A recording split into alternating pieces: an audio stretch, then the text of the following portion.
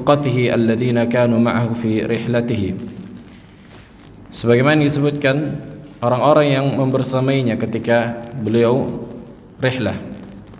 Wa idza arada Allahu amran hayya'a asbabahu. Apabila Allah menghendaki sesuatu maka Allah akan mudahkan sebab-sebabnya. Wa qad sami'tuhu yaqul rahimahullah, innani la ta'ajjab mimman yajlisu khalian 'anil ishtighal. Kata beliau, sesungguhnya aku takjub dengan orang yang duduk tanpa melakukan apapun. Begitu juga disebutkan Ibn Rajab rahimahullah fi Zail at-Tabaqat, di kitab Zail Tabaqat, an Ibn al-Jawzi annahu qala 'an al-Imam Abi al-Ala al-Hamadani al-Hafidh al-mutawaffa, yang meninggal di tahun 569 atau 29. Nah, 69. Qala balaghani annahu ru'ya fil manam fi madinatin. Telah sampai kepadaku bahwa beliau diperlihatkan, artinya beliau bermimpi di sebuah kota. Jami' jidraniha minal kutub, yang dimana beliau berada di sebuah tempat yang seluruh dindingnya itu dari kitab. Wa haulahu kutubun, dan di sekeliling dinding tadi kitab seluruhnya. La tuhaddu wa huwa mushtaghilun bimutala'atiha, yang enggak terhitung banyaknya kitab tersebut dan beliau sibuk mempelajarinya, membacanya. Faqila lahu ma hadhil kutub, dan dikatakan kepadanya, apa kitab-kitab ini? Kenapa kok bisa kayak gini? Rupanya mimpinya itu dia sedang berada di surga. Faqala sa'altu Allah an yushghilani bima kuntu ashtaghilu bihi fid dunya fa'atani. Katanya, aku meminta kepada Allah supaya menyibukkanku di surga nanti dengan apa yang Allah menyibukkanku ketika di dunia.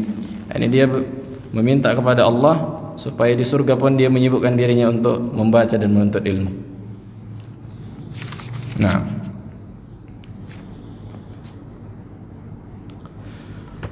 طيب. قال رحمه الله تعالى المبحث الثالث حماية المصطفى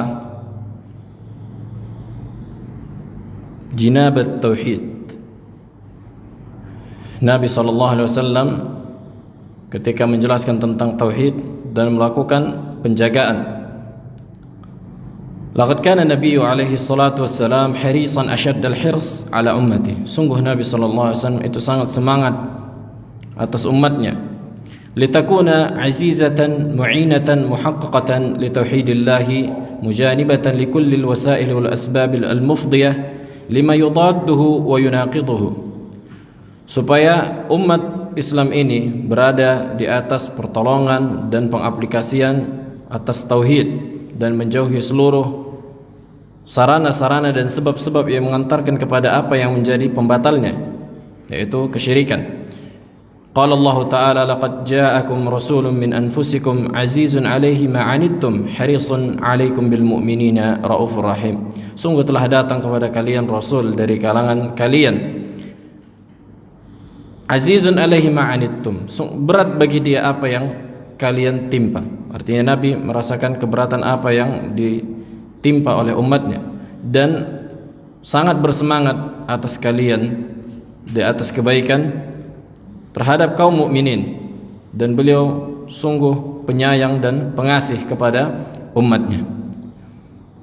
Waqad aktsara an-nabiy sallallahu alaihi wasallam fi an-nahy 'ani asy-syirk wa hadzara wa anzara wa abda'a wa a'ada wa khassa wa 'amma fi himayati al-hanifiyyah as-samha millata Ibrahim allati ba'atha biha min kulli ma qad yashubuha min al-aqwali wal a'mal allati yatmahilla ma'aha at-tauhid aw yanqus. Sungguh Nabi SAW senantiasa melarang dari kesyirikan dan mengingatkan manusia dan mengkhususkan dan mengumumkan penjagaan agama ini, millata Ibrahim, karena Nabi Ibrahim ayahnya para anbiya.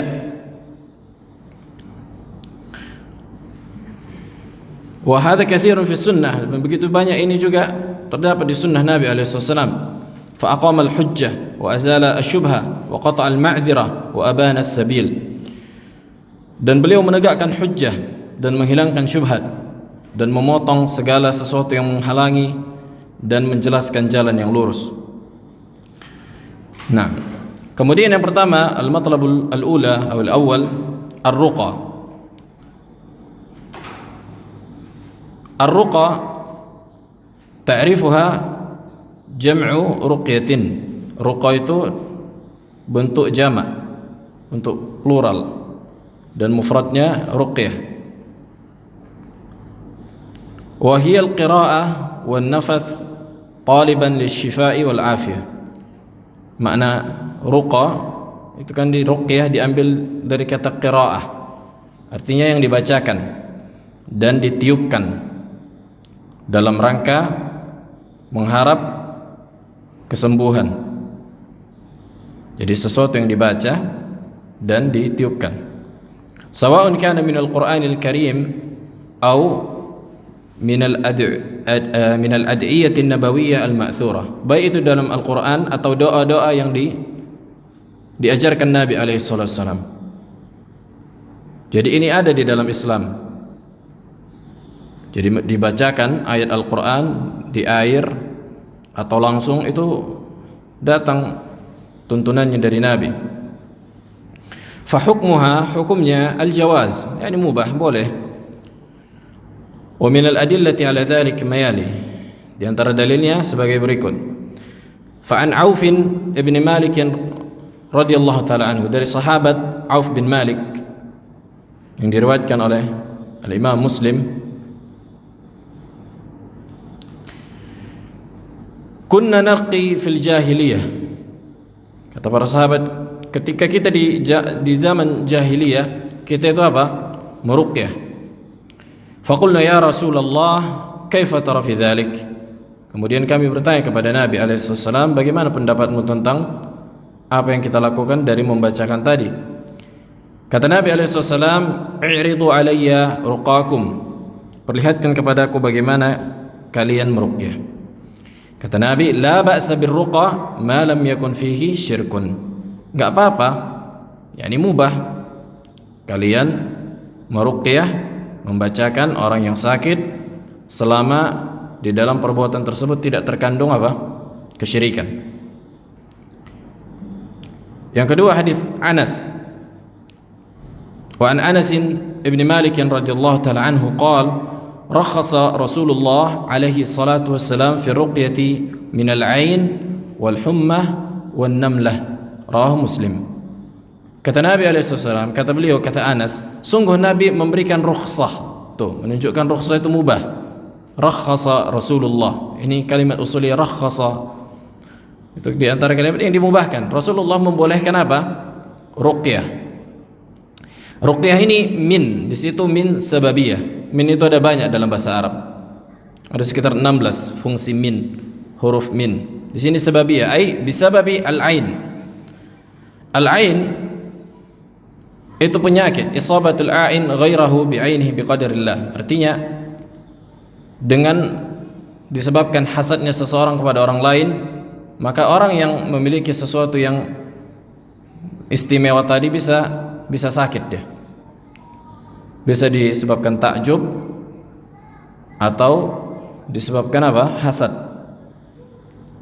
Kama qala alaihi salatu wasalam, al-ainu haqq. Ain itu benar adanya, ada efeknya.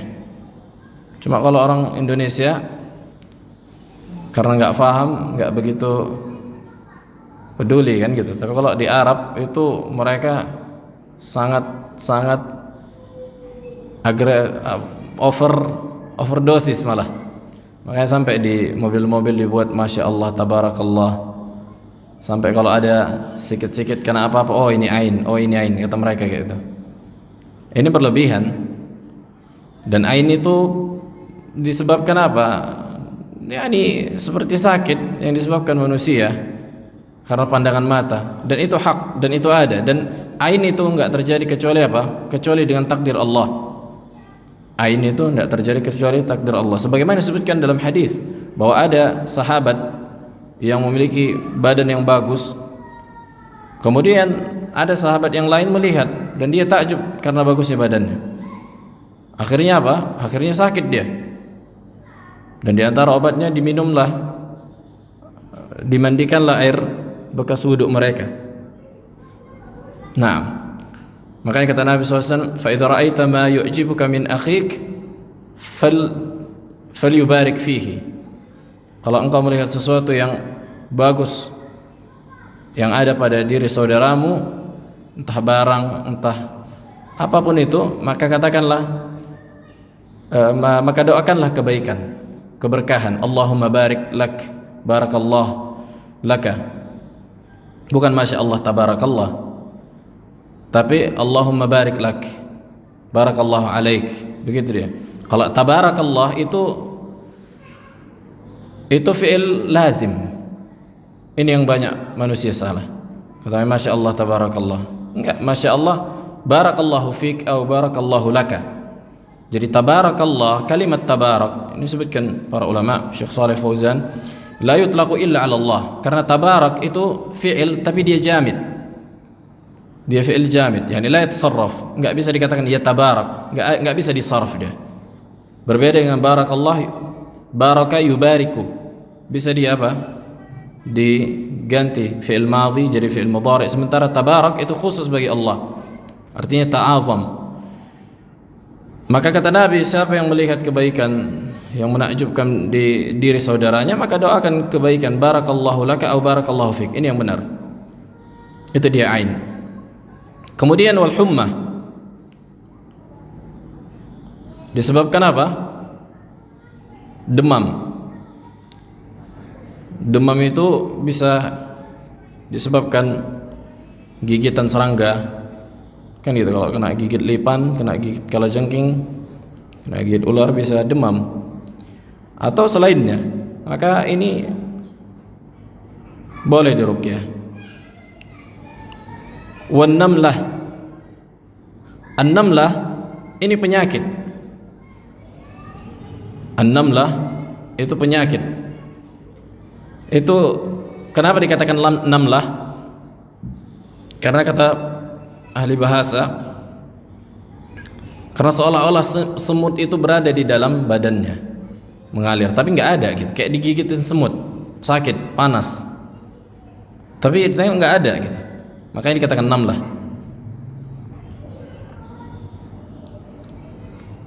Qala an-namlatu bi fathin nun wa iskanil mim quruh takhruj minal janab atau minal janib. Kenapa dikatakan namlah? Lianna sahibahu yahus ka'anna an-namlah tadubbu alaih. Seolah-olah semut itu berada masuk di dalam badannya. Enggak tahu kalau di bahasa Indonesia kenapa, penyakit apa? Ada kayak gitu. Jadi kalau badan macam mengalir di badannya itu, di antara pembuluh darahnya itu sakit, panas. Maka ini bisa diruqyah. Nah, kemudian khilaf para ulama, apakah begitu juga dengan sihir bisa diruqyah? Kemudian para ulama mengatakan, apakah dalil-dalil yang menyebutkan ini hanya membatasi, boleh enggak selain dari itu, misalnya sakit kanker, sakit ini, sakit apa, apapun penyakit, apakah menjadi umum? Khilaf para ulama. Sebagian mengatakan penyakit apapun boleh diruqyah. Sebagian mengatakan cuma yang ada dalilnya saja yang sebabkan, kayak tadi al-hummah, ain, namlah, sihir, itu saja yang apa? Yang disyariatkan untuk diruqyah. Ada khilaf di situ.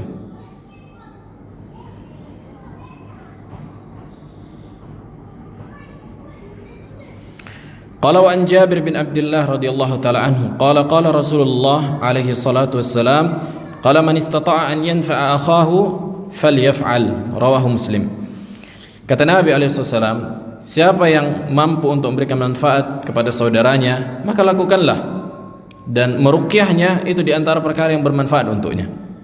Makanya kalau orang yang melayat orang lain, maksudnya menziarah yang sakit, nggak apa-apa, dianjurkan dia untuk apa? Meruqyahnya sebelum dia meminta. Nah, qala wa an Aisyah radhiyallahu taala anha qalat kana Rasulullah alaihi salatu wassalam idza ishtaka minna insanun masahahu bi yaminihi. Kebiasaan Nabi alaihi salam, apabila ada orang yang datang ke beliau pun mengusap dengan tangan kanannya. Kalau sakit maksudnya, Ada orang sakit ke Nabi, beliau mengusap dengan tangan kanannya Nabi. Kemudian berdoa, lihat, thumma qala ay thumma da'a. Adhhibil ba's, ya Allah, hilangkanlah penyakit yang ada pada orang ini. Rabban nas, washfi anta syafi. Sembuhkanlah ya Allah, karena Engkau yang Maha menyembuhkan. La shifaa'a illa shifaa'uk, shifaa'a la yughadir saqama. Kesembuhan yang tidak akan mendatangkan penyakit lagi. Rahul Bukhari wa Muslim. Maka ini dianjurkan, yakni berdoa dengan memegang atau membacakan ayat Al-Quran yang disyariatkan, seperti surah Al-Fatihah, Mu'awwidzatain, Al-Falaq sama An-Nas. Ini boleh dibacakan. Dan ruqyah ini memiliki 3 syarat kata para ulama. Ar-ruqyah laha syarat, laha salasatu syurut, wa syurut 3. Yang pertama, al-awwal alla ya'taqidu atau alla yu'taqada annaha tanfa'u li dzatiha dunallah. Enggak boleh seseorang meyakini bahwa meruqyah itu secara zat memberikan manfaat tanpa ada apa? Pertolongan Allah. Jadi jangan sampai orang yang membaca ini dia pula lah diyakini yang memberikan kesembuhan. Bukan Allah yang memberikan kesembuhan, tapi melalui sebab bacaan orang tadi. Qala fa in tuqida annaha tanfa' bidzatiha min dunillah fa huwa muharramun. Apabila diyakini bahwa ruqyah ini orangnya, bacaannya sendirilah yang memberikan manfaat tanpa pertolongan Allah, maka ini muharram. Bal huwa syirkun, bahkan itulah yang menjadi kesyirikan.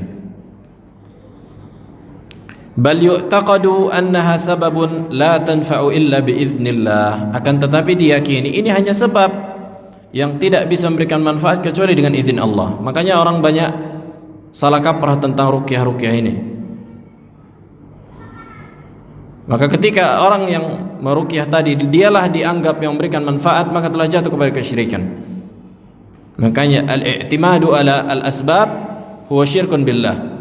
Bersandar, meyakini penuh terhadap sebab, itu kesyirikan.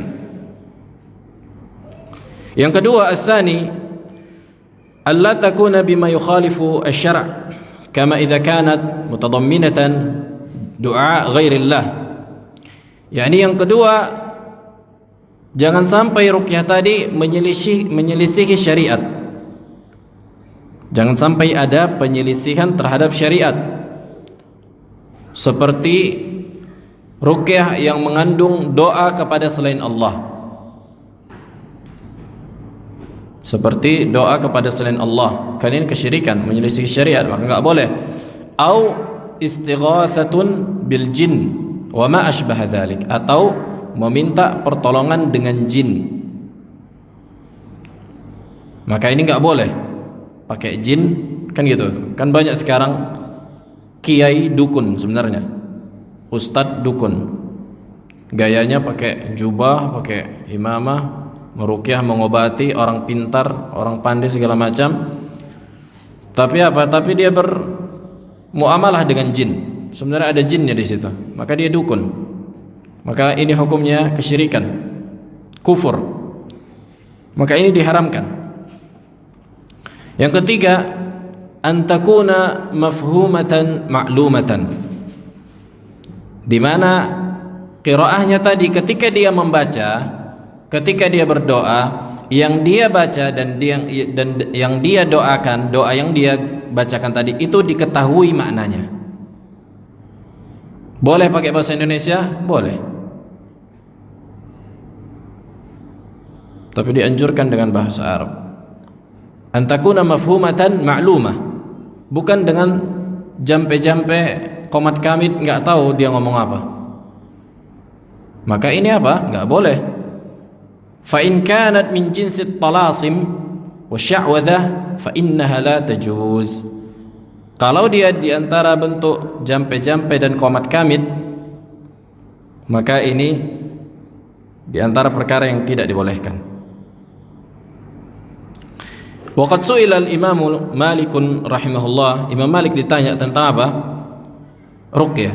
Ayarqir rajulu wa yastarqi, boleh enggak seseorang meruqyah dan meminta diruqyah? Faqala la ba'sa bidzalik bil kalamit thayyib, enggak apa-apa kata beliau dengan ucapan yang baik, dengan Al-Qur'an dan doa-doa yang dianjurkan oleh Nabi, yang diriwayatkan oleh Nabi, maka ini boleh. Kemudian masalah ruqyah sebagaimana disebutkan dalam hadis,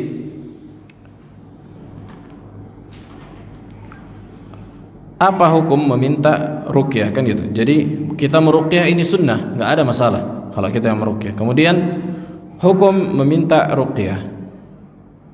Hukum meminta ruqyah, sebagian ulama mengatakan mubah, sebagian mengatakan makruh karena ada hadis yang menyebutkan siapa yang meminta ruqyah dikhawatirkan tidak masuk surga tanpa hisab, tanpa azab. Jadi bukan berarti hadis, kan disebutkan dalam hadis, sayadkhulu min ummati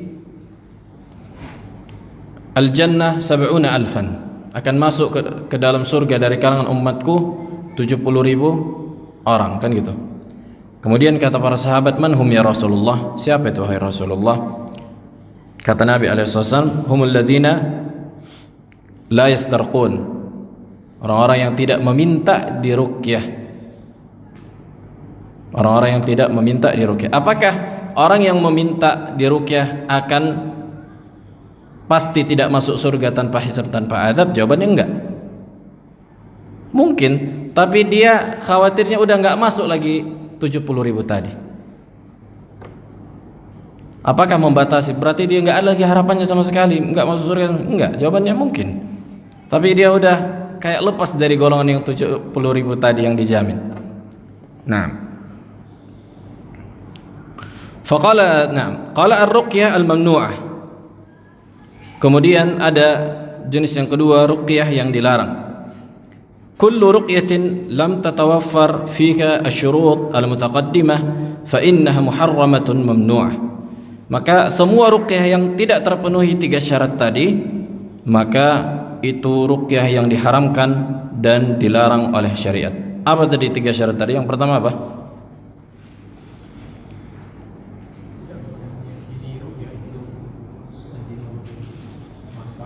Nah, yang pertama bahwa enggak boleh diyakini bahwa ruqyah itu memberikan manfaat sendirinya tanpa pertolongan Allah, atau meyakini bahwa orang yang membacanya itulah yang memberikan manfaat. Maka ini diharamkan, enggak dibolehkan.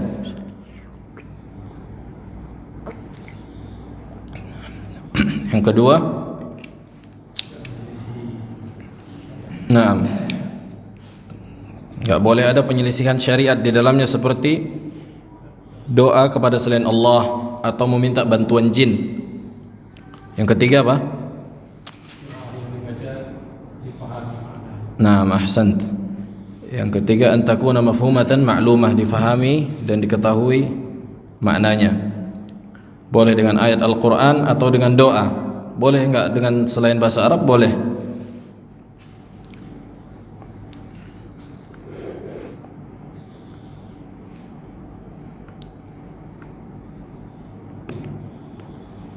Al-matlab ats-tsani at-tamaim.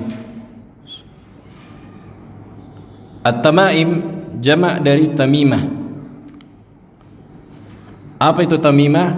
Wa hiya ma yu'allaqu 'alal 'unuq wa ghairihi min at-ta'wizat aw kharazat aw idham aw nahwiha li jalbi naf'in aw daf'i dhurrin. Segala sesuatu yang digantungkan di leher, segala sesuatu yang digantungkan di leher atau selain leher, di perut misalnya, di paha, di tangan, baik itu dari tali, dari akar, atau dari tulang, apa saja yang digantungkan dalam rangka apa? Menolak mudarat dan mengambil manfaat. Dalam rangka mengambil manfaat dan menolak mudarat, karena menolak mudarat juga hakikatnya adalah mengambil manfaat. Wa kana al-Arab fi al-jahiliyah yu'alliqunaha ala auladihim. Tuh, kebiasaan jahiliyah ini yang pakai gelang hitam. Makanya kan sering anak kecil, anak bayi diikat pakai gelang hitam dalam rangka supaya jangan sakit, supaya jangan nangis, supaya jangan ini, jangan itu. Maka ini diantara bentuk apa? Jimat yang mengandung kesyirikan. Maka di dalam Islam gak ada cerita pakai jimat, karena ini kebiasaan orang jahiliyah. Mereka gantungkan jimat di anak-anak mereka. Yattaquna bihal ain biza'mihim al-batil, yang dimana mereka menjaga itu supaya apa? Jangan kena ain, jangan kena ain atau jangan kena gangguan jin. Nah, sampai sekarang mungkin masih banyak ya orang-orang memakaikan anaknya pakai gelang hitam. Dan itu kan memakaikannya bukan sembarangan memakaikan, itu ada yang memakaikannya itu dukun, dibacakan baru sah. Disitulah dia letak kesyirikannya itu. Maka hukumnya adalah muharram, karena diantara bentuk kesyirikan. Kenapa? Lima fihi minat ta'alluqi bi ghairillah, karena terkandung di dalamnya menggantungkan diri, keyakinan kepada selain Allah. Karena enggak ada yang bisa memberikan manfaat dan mudarat kecuali Allah. Nah, ketika dia lakukan perbuatan tadi, sementara perbuatan tadi tidak ada buktinya secara medis misalnya, maka dia telah jatuh pada perkara gaib. Ini kan gaib nih. Ada tali diikat, kenapa bisa jaga penyakit? Lah, dari mana? Secara medis emang terbukti? Enggak ada terbukti. Berarti ini apa? Udah masuk dalam perkara kesyirikan. Itu aja apanya, simpelnya. Makanya ada idza kana sabab, ini min babi faedah muhimmah. As-sababu, kata para ulama, sebab itu idza lam yakun min asy-syara' wa lam yakun min at-tajribah fa huwa syirkun. Jadi sebab itu kalau enggak ada datang dalam syariat dan enggak ada secara lab, hasil lab, tajribah, maka itu apa? Kesyirikan udah. Macam itu udah diikat, ada enggak datang dalilnya? Enggak ada, bahkan larangan. Ada nggak datang secara medis? Nggak ada secara medis. Berarti apa? Syirik udah. Simple.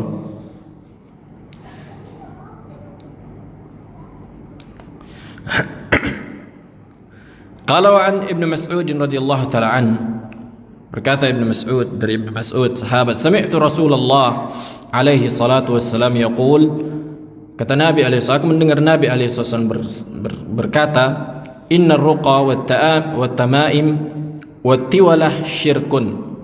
Sesungguhnya ruqyah, ar-ruqyah di sini maknanya adalah ruqyah syirkiyah. Ruqyah yang tidak dipenuhi syarat yang tiga tadi, kata para ulama. Sesungguhnya ruqyah yang maksud di sini adalah ruqyah yang dengan jampi-jampi yang tidak diketahui maknanya atau dengan kesyirikan atau dengan bantuan jin. Dan tamaim jamak dari tamimah, jimat-jimat, dan tiwalah itu diantara bentuk jimat juga, itu diantara bentuk kesyirikan, kata Nabi alaihi wasallam. Rawahu Abu Daud wal Hakim wa sahaha Al-Albani rahimahullah. Wa an Abdullah ibn Ukaim marfu'an, dari Abdullah bin Ukaim,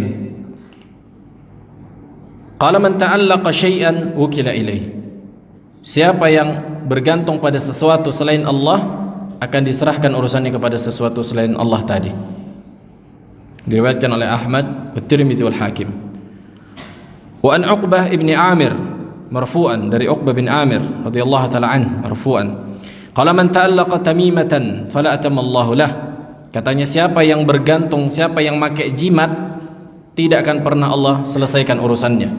Wa man ta'allaqa wad'atan fala wada'allahu lah, begitu juga siapa yang menggantungkan diri dengan jimat, enggak akan Allah sukseskan urusannya. Rawahu Ahmad wal Hakim. Qala wa an Uqbah bin Amir aidan, dari Uqbah bin Amir, anna Rasulullah alaihi salatu wassalam qala man allaqa tamimatan faqad asyrak, siapa yang memakai jimat sungguh dia telah jatuh pada kesyirikan. Rawahu Ahmad.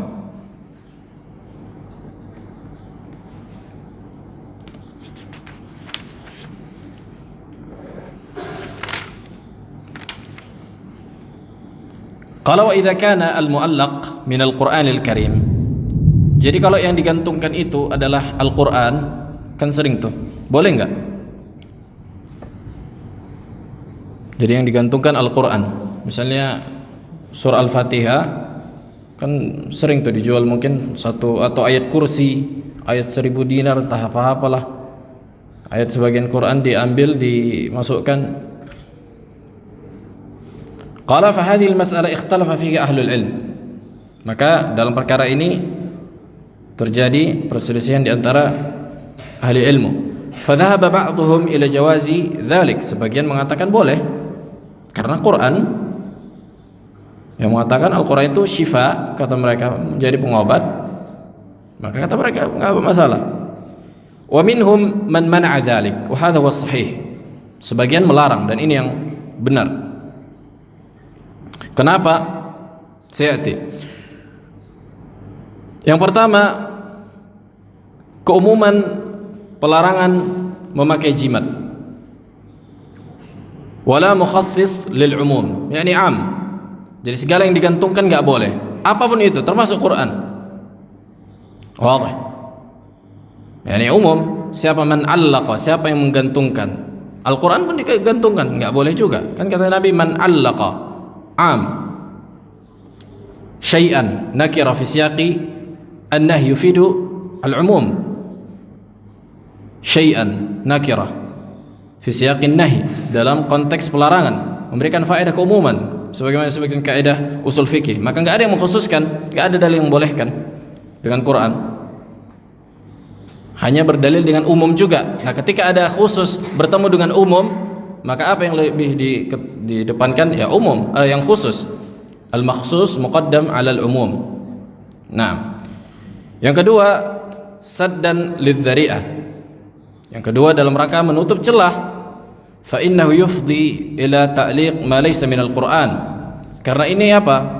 Kata para ulama, yakni membuka celah, nanti orang besoknya bukan lagi Quran yang digantungkan, entah apa-apa lagi nanti yang digantungkan. Hari ini Quran, maksudnya mushaf itu ada misalnya dicetak gitu, di print ayat kursi atau Al-Fatihah, besoknya bukan ini lagi, tapi entah apa lagi selain Quran, maka jelas jatuh pada kesyirikan, karena itu jimat. Yang ketiga, annahu idza 'allaqa fala budda an yumtahan al-mu'allaqu bihamlihi ma'ah fi hali qada'il hajati wal istinja wa nahwi dzalik. Yang ketiga, orang yang menggantungkan tadi kan gitu, misalnya diikat di badannya, maka otomatis akan apa? Akan menghinakan bacaan Quran tadi. Sekiranya yang digantungkan ayat Al-Quran akan dihinakan, karena dia otomatis akan ke WC, otomatis akan ke tempat-tempat yang di situ ada najis. Maka ini enggak boleh. Maka ini enggak boleh. Apalagi kalau anak kecil misalnya main di peceran, di tong sampah segala macam digantungkan, maka enggak boleh. Nah, yang keempat, annal istishfa bil Quran warada ala sifatin muayyanah. Adapun pengobatan dengan Al-Quran itu datang dari syariat dengan bentuk yang tertentu. Wahiyal qiraah, itu dengan cara dibaca, alal marid, atas orang yang sakit. Fala tatajawaz, maka enggak boleh lebih dari situ. Fala tatajawaz, jangan dilewati. Udah dibacakan. Nah, al-matlab ats-tsalits lubsu atau labsu, naam lubsul halqah wal khayt wa nahwuha atau nahwiha,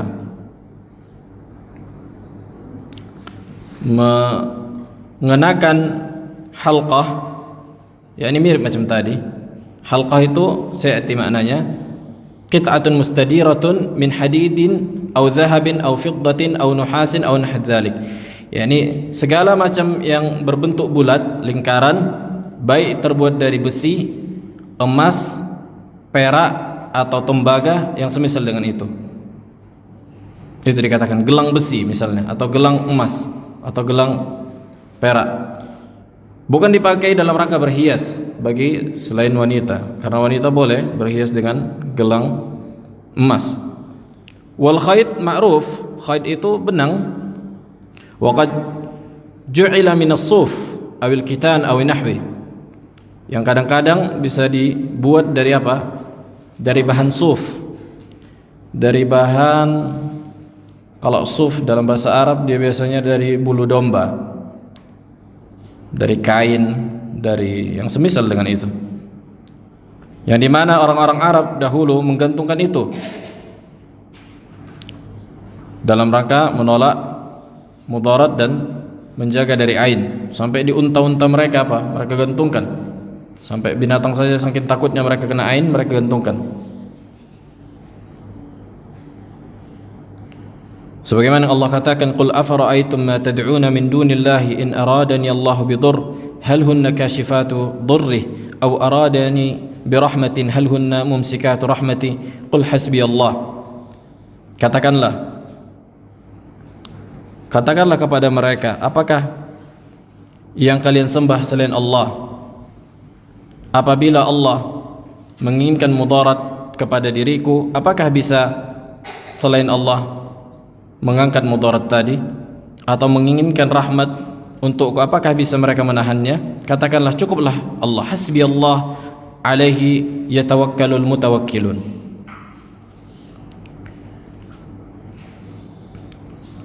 Wa an Imran bin Husain radhiyallahu taala anhu, disebutkan dari Imran bin Husain, anna Nabi alaihi salatu wassalam ra'a rajulan fi yadihi halqatan min as-sufar faqala ma hadhihi. Dari bahwa Nabi sallallahu alaihi wasallam melihat seseorang yang di tangannya itu ada apa? Ada gelang.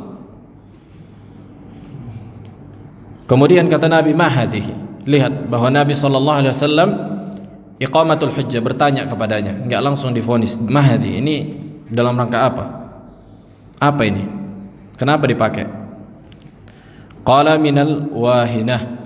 Aku pakai Rasulullah dalam rangka menjaga dari wahinah. Wahinah itu penyakit. Penyakit kayak kanker, mungkin yang kata, kalau disebutkan dalam kitab-kitab, dia bisa membuat mati sel saraf itu enggak bisa bergerak lagi. Apa istilahnya? Nah, kemudian kata Nabi alaihissalam, inzi'ha, maka lepaskanlah, fa innaha la taziduka illa wahna, karena ini enggak menambahmu kecuali apa? Kecuali penyakit. Inbidha ank, buang darimu, fa innaka law mitta aw mutta wa hiya alaik ma aflahta abada. Sekiranya gelang ini berada pada dirimu dan kau mati dalam keadaan ini, maka engkau enggak akan pernah bahagia selamanya. Diriwayatkan oleh Al-Imam Ahmad rahimahullah.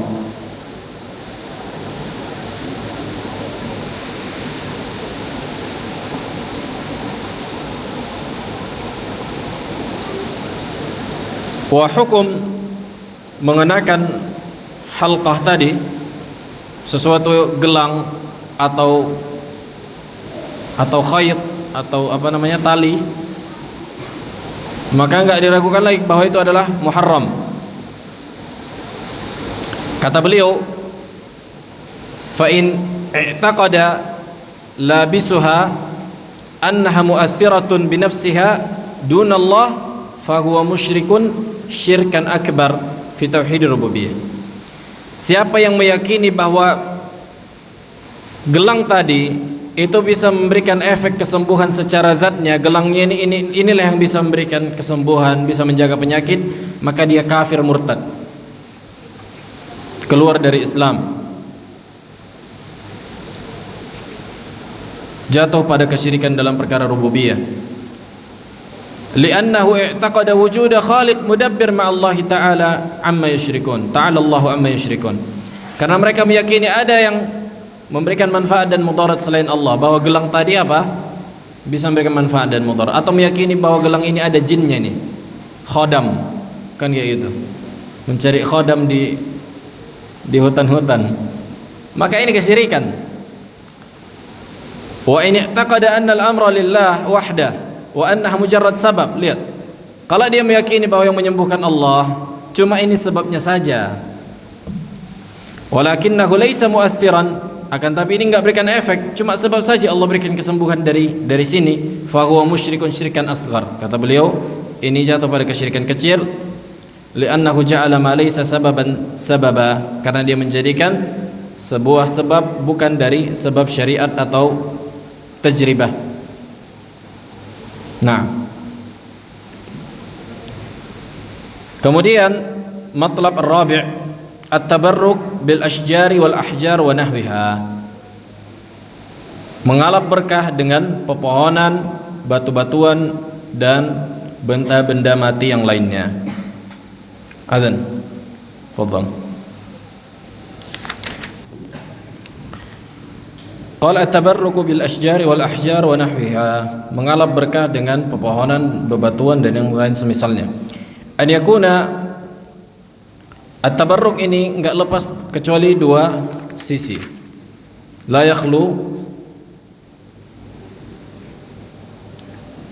min amrain, enggak lepas dari dua perkara. Yang pertama, an yakuna tabarruk bi amrin syar'iyyin ma'lumin mithli al-Qur'an, kama qala ta'ala wa hadha kitabun anzalnahu mubarak. Yang pertama, tabarruk yang dibolehkan, yang disyariatkan, yang dianjurkan, sebagaimana yang Allah sebutkan dalam Al-Quran, wa hadha kitabun, ini Al-Quran ini kitab yang anzalnahu mubarakun, kami turunkan dengan penuh keberkahan. Yang pertama, membacanya.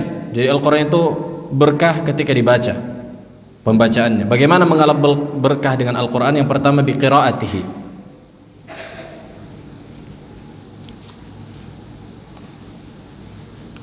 dan membacanya ini bukan hanya membaca, tapi memahami maknanya, mengetahui isinya. Bukan cuma membaca, karena tujuan membaca saja bukan tujuan utama diturunkan, tapi membacanya saja walaupun tidak paham itu udah berkah. Nah, begitu juga memahami isinya, memberikan hidayah. Yang kedua, dengan membacakan dalam rangka mengobati. Yang pertama tadi membaca apa? Dalam rangka istifadah, memberikan hidayah, mentadabburi, mengamalkan, itu masuk ke dalam tilawah. Yang kedua, dengan membaca dalam rangka apa? Mengobati.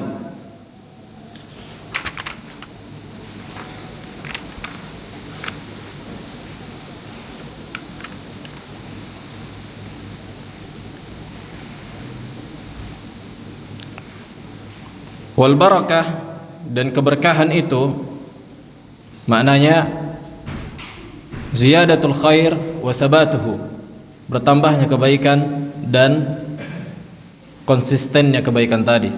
Makanya harta yang berkah itu apa artinya? Ya, ini senantiasa bertambah, enggak hilang. Kan gitu. Kalau enggak berkah itu ada saja masalahnya.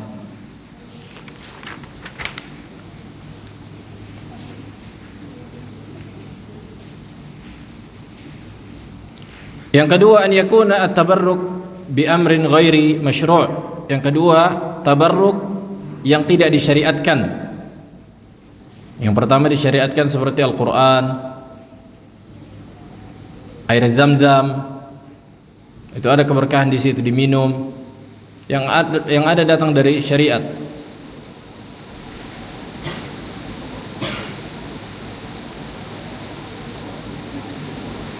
Yang kedua, tabarruk, mengalap kebaikan dari sesuatu yang tidak disyariatkan.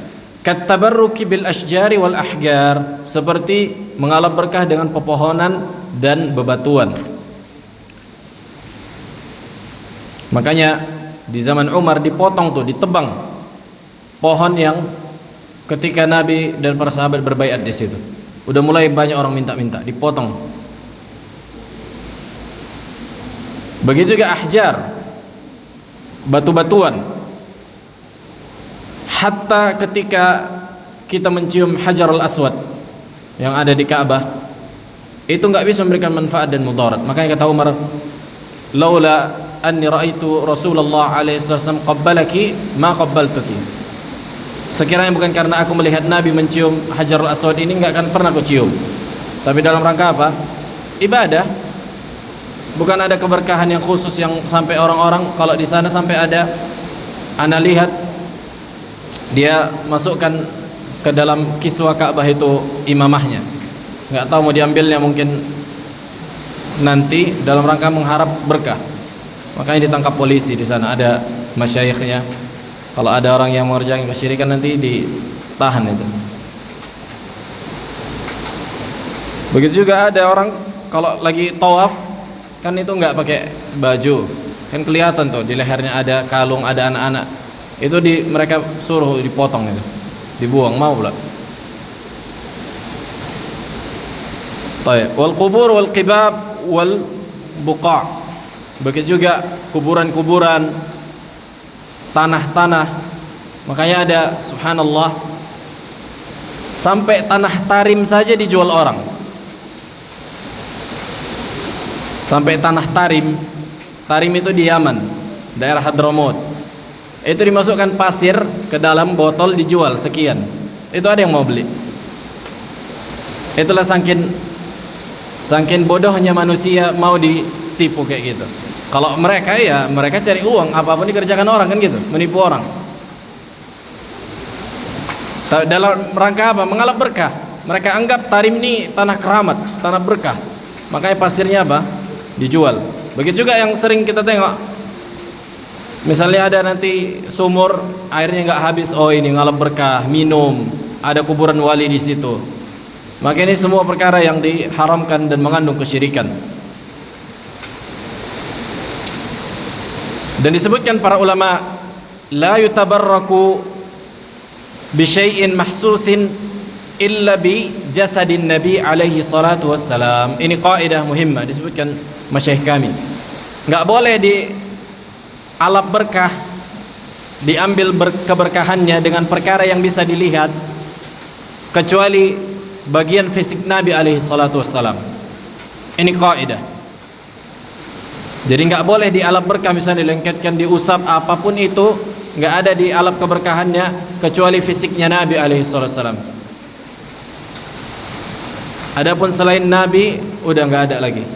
Dan enggak ada ditemukan sekarang tanda-tanda fisik dari Nabi. Artinya selain dari yang kuburan di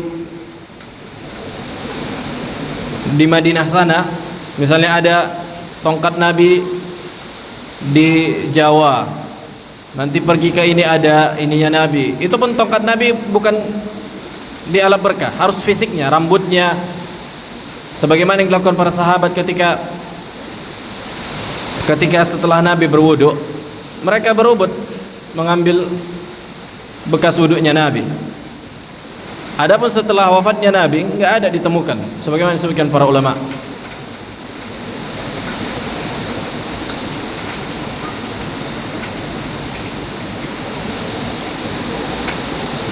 Dan begitu juga perlu dipahami bahwa keberkahan Nabi itu Allah yang ciptakan, bukan Nabi sendiri yang bikin keberkahannya, enggak.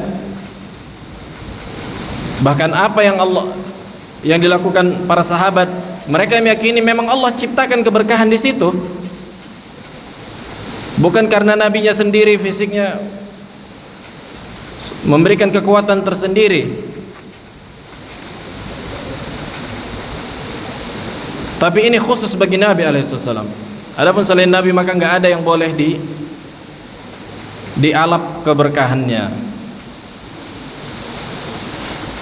Dan ini bantahan kepada orang-orang sufi yang memanfaatkan nanti jual sorban sekian puluh juta karena ini udah dipakai ini, nanti jual batu, jual ini. Kalau dulu ada anak yang dapat batu kan gitu, bisa ngobati karena hujan. Nah,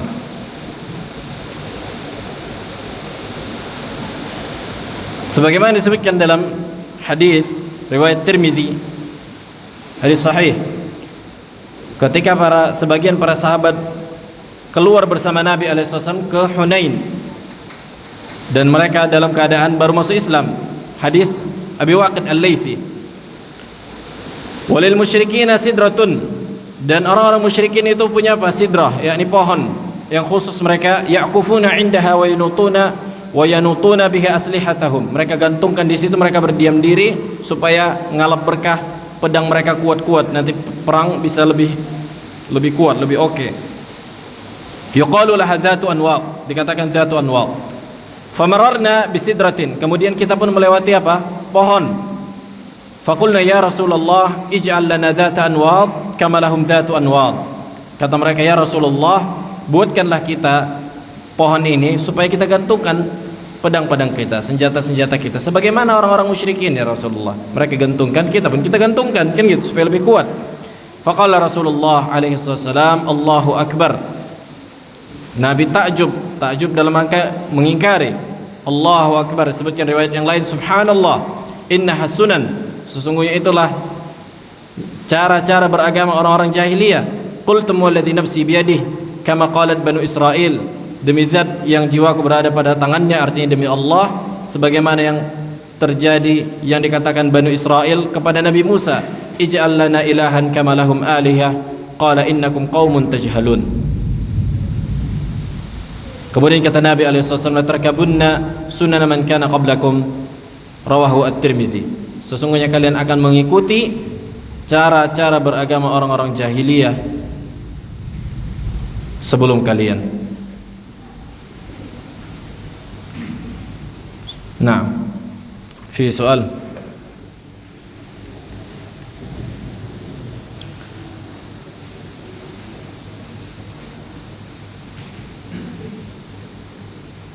Fadhal.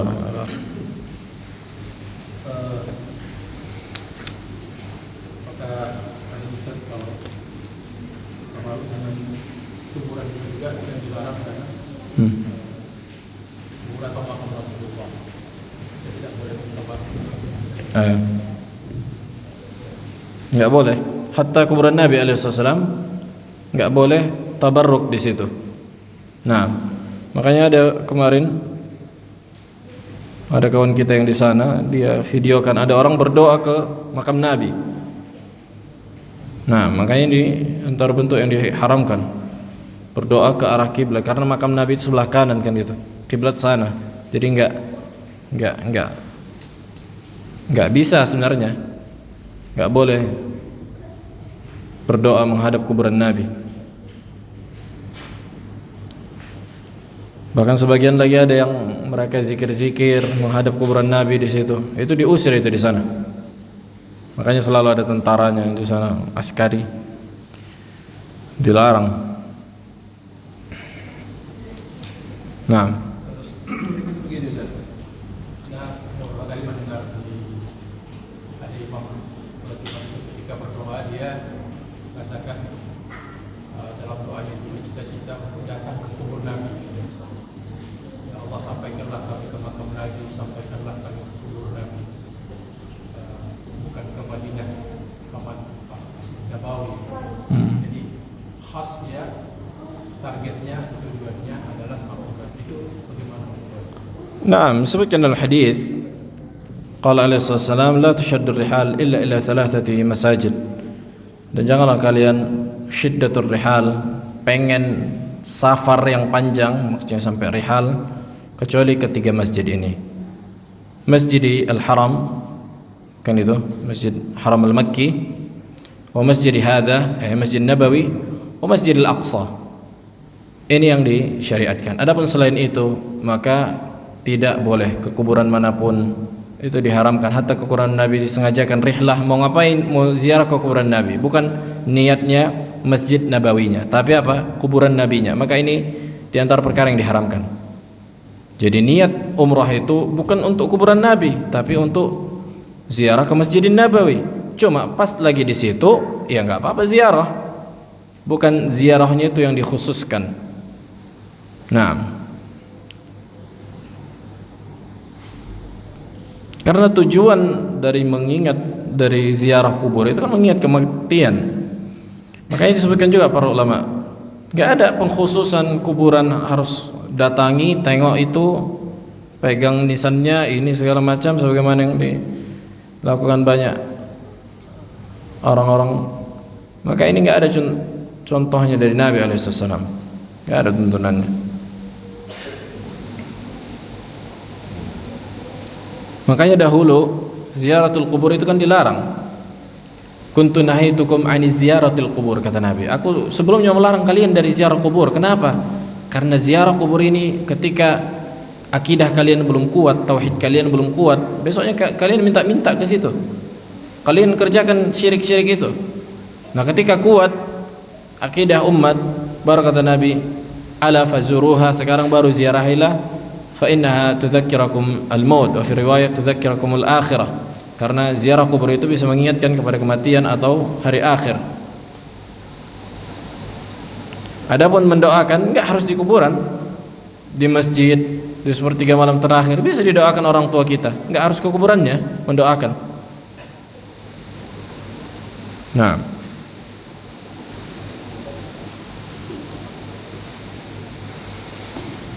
Nah, ada pertanyaan lagi? Fadhal Abu Rashid. Mencari berkah kepada mata-mata wali, apakah itu termasuk dosa? Dan pelakunya bagaimana? Apakah hal ini neraka? Al-tabarruk, kalau memang tadi sampai pada tingkat kesyirikan dan sebagai tafsil tadi kan gitu, siapa yang mengalap berkah pada makam-makam wali maka jatuh kepada kesyirikan, waliyadzubillah. Nah, apakah pelakunya ini hukum tanzil? Ada hukum khusus dia. Kita berbicara dengan kaidah umum. Siapa yang melakukan begini syirik, kekal mati masuk neraka. Adapun menghukumi setiap person, maka perlu dilihat kasusnya, orangnya. Apakah sudah tegak hujjah kepadanya? Apakah dia orang yang apabila dinasihati dia berpaling, i'rad? Itu ada pembahasan khusus, sampai para ulama menulis tentang masalah takfir. Nah, tapi kalau memang hujjah itu sampai kepada dia dan dia ngeyel dan dia terus menerus dengan keyakinan itu dan dia mati dalam keadaan demikian belum bertaubat, maka na'am kekal di neraka, waliyadzubillah, jatuh kepada kesyirikan. Nah, fadhal.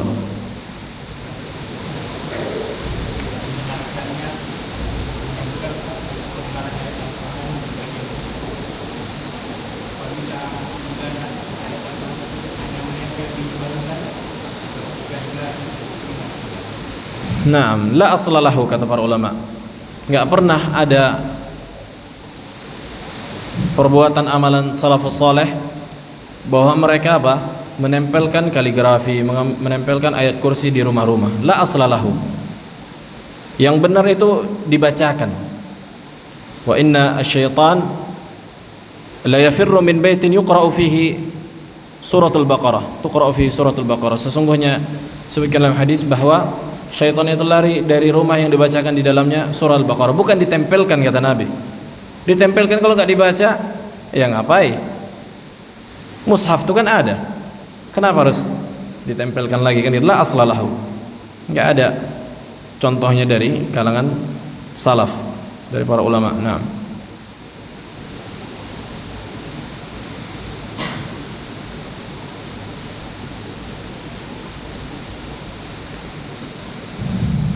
fadhal, ada lagi, satu lagi. Hujan juga nih sampai selesai.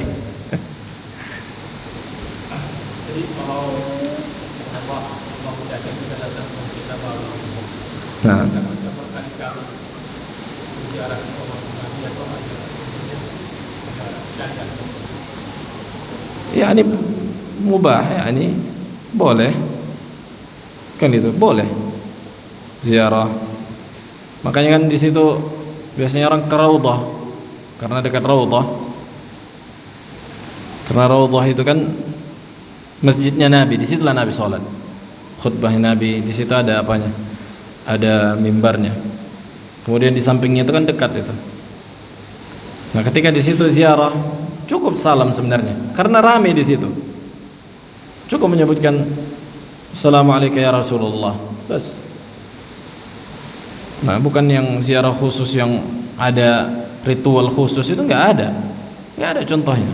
Ritual khusus orang-orang berdoa, bahkan berdoa itu ya di mana saja, nggak harus di dekat situ. Makanya kan diarahkan mereka nggak boleh berdoa ke situ, doa ke sana, ke kiblat. Karena banyak itu orang-orang kayak gitu, dianggap di tempat dekat situ itu lebih mustajab doa itu. Maka ini bid'ah. Bid'ah. Enggak pernah dikerjakan para salaf.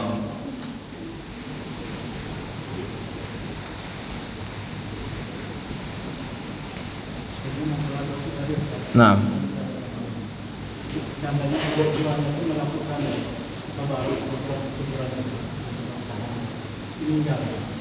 dan anaknya tahu itu perbuatan salah orang tua, tapi dia menjawab orang tua, apakah itu seorang tua dia itu kembali ke masalah apakah sudah sampai hujjah kepadanya, hal qamat alaihil hujjah. Makanya itulah yang sekarang banyak perselisihan sampai membangun wala dan bara masalah takfir. Sebagian mengatakan hujjah itu sudah tegak dengan diturunkannya Al-Quran dan diutusnya para rasul, udah tegak hujjah. Sebenarnya enggak tegak hujjah setiap pihak, akan tapi hujjah itu tegak secara umum. Tapi apakah sudah sampai kepada pihak setiap orang, setiap person? Belum tentu sampai kepadanya. Makanya itulah tugas manusia, tugas para dai menyampaikan tadi, dakwah tadi supaya sampai kepada manusia.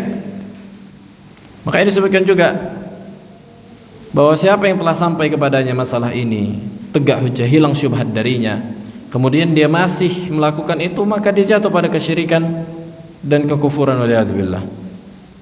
Adapun kalau orang-orang tua zaman dulu, kalau memang kita yakin mungkin gak ada dakwah, gak ada internet, gak ada yang ini, gak ada yang menyampaikan, semoga Allah ampuni.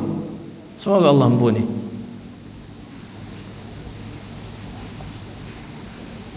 Soalnya itu juga pernah Anda tanya ke Syekh kita, Syekh Abdullah Mar'i hafizahullah. Ada yang bertanya sama Anda tentang orang yang orang tuanya meninggal tidak sholat. Orang tuanya meninggal tidak sholat. Anda tanya kenapa tidak sholat? Karena si mamanya ini ikut ajaran ayahnya. Apa ajaran ayahnya? Ajaran tarekat yang sampai tingkat ma'rifat, udah lepas syariat. Kan itu Anda bilang hukum sholat itu ada rinciannya. Meninggalkan sholat, siapa yang meninggalkan secara bil kulliyah maka kafir. Siapa yang meninggalkan tahunan karena malas-malasan 1, 2, itu masih belum dikafirkan sebagian para ulama. Ada bilang kayak gitu. Tapi kalau dia udah meyakini udah keluar dari syariat, maka kafir. Ini pembatal keislaman, man kharaja an syariati Muhammad. Ini di antara pembatal keislaman Anda sampaikan. Kemudian Anda tanyakan ke Syekh Abdullah, kata beliau, ini gimana Syekh? Boleh enggak dia mendoakan ampunan? Di tempat kalian tersebar kebodohan, kejahilan, orang banyak. Ini kata beliau. Makanya sampai Anda tanya lagi, Anda kejar lagi. Ini Syekh kayak sampai gini. Iya, katanya tersebar kebodohan, banyak orang enggak bisa baca Quran, banyak orang enggak bisa bahasa Arab. Semoga Allah ampuni, kata beliau. Tapi kalau memang sudah kita yakini hujjah itu sudah tegak padanya dan dia ngeyel, dia membangkang dan dia terus berada di atas keyakinan itu dan dia mati dalam keadaan demikian, maka hukumnya hukum kufar, waliyadzubillah. Nah,